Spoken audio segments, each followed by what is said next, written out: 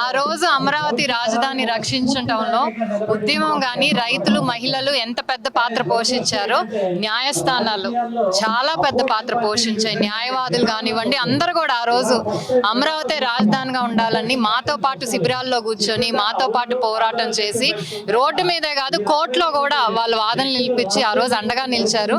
మేము ఇప్పుడు చూస్తుంటే అప్పుడు చూస్తే హైకోర్టు ఒక్కటే అలా ఒక పెద్ద బిల్డింగ్ కనపడి ఎప్పుడే కష్టం వచ్చినా కూడా మేము హైకోర్టు కలిసి చూసేవాళ్ళం.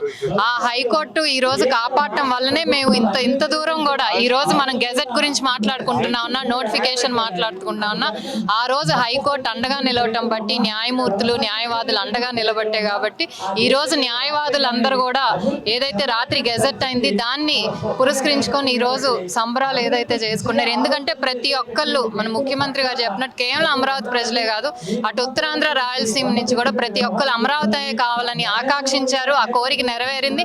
అందుకే రాష్ట్రం అంతా కూడా ఈ రోజు సంబరాలు పార్టీలకు అతీతంగా కూడా ప్రజలందరూ కూడా మేబీ ప్రతిపక్ష పార్టీ నాయకులు ఒక్కళ్ళు మేబీ దీని ఏదో ఆనందం పంచుకోలేకపోతున్నారు. కానీ మిగతా అందరూ కూడా ఆ పార్టీకి చెందిన వాళ్ళు కూడా ఈ రోజు సంబరాలు చేసుకుంటూ ఒక ఐడెంటిటీ దొరికింది, గుర్తింపు దొరికిందని ఈ రోజు అందరూ కూడా ఫీల్ అవుతున్నాం. Thank you.